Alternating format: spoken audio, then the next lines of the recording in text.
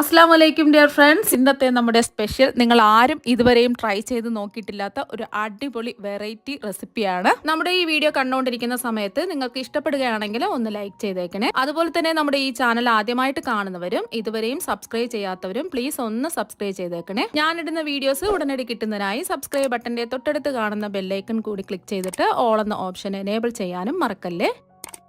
അപ്പോൾ ആദ്യം തന്നെ ഇതിനായിട്ട് ഞാനിവിടെ ചെന്നവര മീനാണ് എടുത്തിട്ടുള്ളത്. നല്ലതുപോലെ അതിൻ്റെ ചെത്തമ്പലൊക്കെ മാറ്റി കഴുകി വൃത്തിയാക്കി എടുത്തിട്ടുണ്ട്. ഓരോ സ്ഥലത്തും ഈ മീൻ ഓരോ പേരിലാണ് അറിയപ്പെടുന്നത്.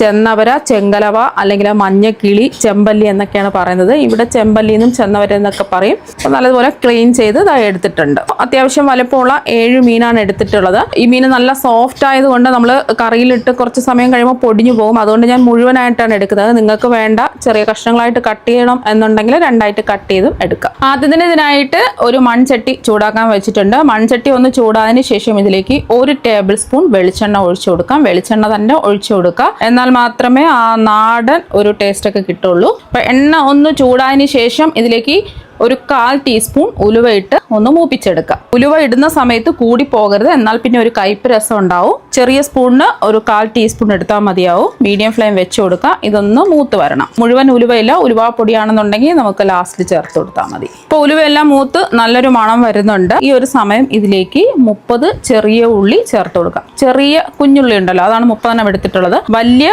ഉള്ളിയാണെന്നുണ്ടെങ്കിൽ നമ്മൾ ഒരു 20 എണ്ണമൊക്കെ എടുത്താൽ മതിയാവും.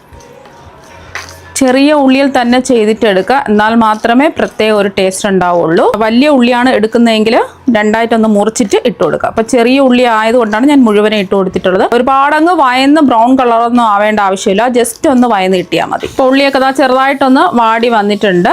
ഇനി ഇതിലേക്ക് 2 വലിയ തക്കാളി ഇതുപോലെ നീളത്തിൽ അരിഞ്ഞത് ചേർത്ത് കൊടുക്കുക. അതുപോലെ തന്നെ ഇതിലേക്ക് ചെറിയൊരു നാരങ്ങ വലിപ്പത്തിലുള്ള പുളിയാണ് എടുത്തിട്ടുള്ളത്. കൂടി വേണമെന്നുണ്ടെങ്കിൽ ഇതിലേക്ക് ചേർത്ത് കൊടുക്കാം. ഞാനിപ്പോൾ ഇതിലേക്ക് അങ്ങ് ചേർത്ത് കൊടുത്തിട്ടാണ് ചെയ്യുന്നത്. നിങ്ങൾക്ക് വേണമെന്നുണ്ടെങ്കിൽ പുളി വെള്ളത്തിലിട്ട് പിഴിഞ്ഞെടുത്ത് അങ്ങനെയും ചെയ്യാവുന്നതാണ്.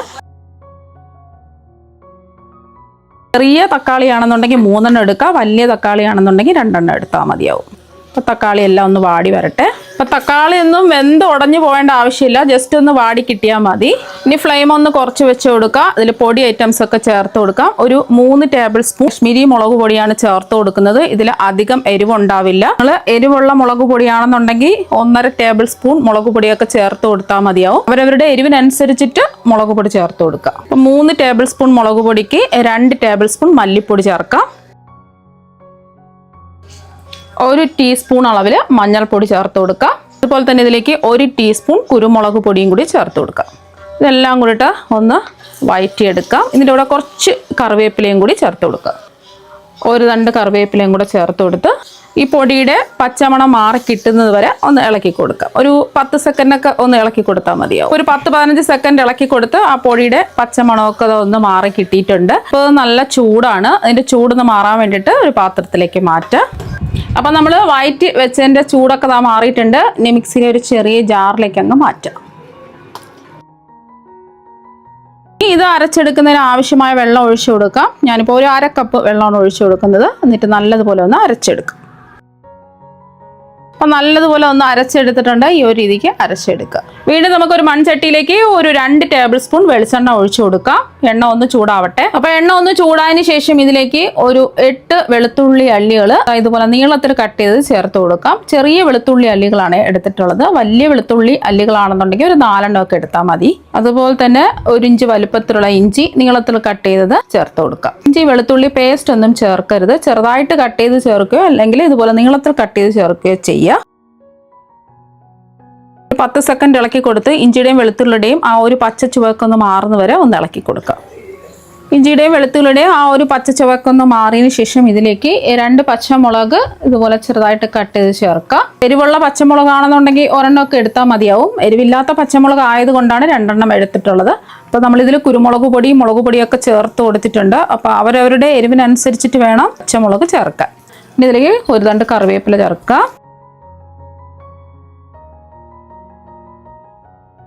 എല്ലാം ഒന്ന് ഇളക്കി കൊടുത്തതിന് ശേഷം ഇതിലേക്ക് അരച്ച് വെച്ചിരിക്കുന്ന അരപ്പില്ലേ ചേർത്ത് കൊടുക്കാം. ഒന്ന് ഇളക്കി കൊടുക്കാം. അപ്പോൾ ഒന്ന് ഇളക്കി കൊടുത്തതിന് ശേഷം ഇതിലേക്ക് ആവശ്യത്തിനുള്ള വെള്ളം ഒഴിച്ചു കൊടുക്കാം. ഞാനിപ്പോൾ മിക്സിയുടെ ജാറിൽ നമ്മൾ അരച്ച അരപ്പിൻ്റെ ബാക്കിയുണ്ട്, അവിടെ പറ്റി പിടിച്ചിരിപ്പുണ്ട്. അപ്പോൾ അതിൽ മിക്സിയുടെ ജാറ് കഴുകിയിട്ട് ഇതിലേക്ക് അങ്ങ് ആവശ്യത്തിനുള്ള വെള്ളം ഒഴിച്ചു കൊടുക്കുക. ഒന്ന് ഇളക്കി കൊടുത്തതിന് ശേഷം നമുക്ക് ഇതിലേക്ക് ആവശ്യത്തിനുള്ള വെള്ളം ഒഴിച്ചു കൊടുക്കുക. അപ്പോൾ ജാറ് കഴുകിയ ഒരു 2 കപ്പ് വെള്ളമാണ് ഇതിലേക്ക് അങ്ങ് ഒഴിച്ചു കൊടുക്കുന്നത്. ഇതെല്ലാം കൂടിയിട്ട് ഒന്ന് ഇളക്കി കൊടുക്കുക. നമ്മൾ ഇതുവരെയ്ക്ക് ഉപ്പൊന്നും ചേർത്ത് കൊടുത്തിട്ടില്ല. ഇളക്കി കൊടുത്തതിന് ശേഷം ആവശ്യത്തിനുള്ള ഉപ്പും കൂടി ചേർത്ത് കൊടുക്കുക. കുടംപുളി ആണെന്നുണ്ടെങ്കിൽ ഈ ഒരു സമയം ഒരു 2 വലിയ കുടംപുളി ചേർത്ത് കൊടുക്കാം. ഞാൻ വാളംപുളിയാണ് എടുത്തിട്ടുള്ളത്. നമ്മൾ വഴറ്റുന്ന സമയത്ത് തന്നെ ചെറിയ നെല്ലിക്ക വലുപ്പത്തിലുള്ള വാളംപുളി ചേർത്തിട്ടാണ് നമ്മൾ റെഡിയാക്കി എടുത്തിട്ടുള്ളത്. ഏത് പുളിയാണോ വേണ്ടത് അതിനനുസരിച്ചുള്ള പുളി എടുക്കുക. വാളംപുളിയാണെങ്കിൽ വാളംപുളി എടുക്കുക, അല്ലാന്നുണ്ടെങ്കിൽ കുടംപുളി എടുക്കുക. ഒന്ന് തിളച്ച് വരട്ടെ. ഇതെല്ലാം ആവശ്യത്തിനുള്ള ഉപ്പ് ചേർക്കാം. ഇതിലേക്ക് 1.5 ടീസ്പൂൺ ഉപ്പ് ചേർത്ത് കൊടുക്കുക. ഉപ്പൊക്കെ നിങ്ങളുടെ ഇഷ്ടത്തിനനുസരിച്ച് കൂട്ടിയും കുറച്ചൊക്കെ എടുക്കാവുന്നതാണ്. ഉപ്പ് കുറവാണെന്നുണ്ടെങ്കിൽ നോക്കിയിട്ട് ആവശ്യമെങ്കിൽ ഉപ്പ് ചേർത്ത് കൊടുക്കുക. ഇപ്പൊ ഇത് നല്ലതുപോലെ ഒന്ന് തിളച്ചിട്ടുണ്ട്. നമുക്ക് കഴുകി വൃത്തിയാക്കി വെച്ചിരിക്കുന്ന മീൻ കഷ്ണങ്ങൾ ഇട്ട് കൊടുക്കാം.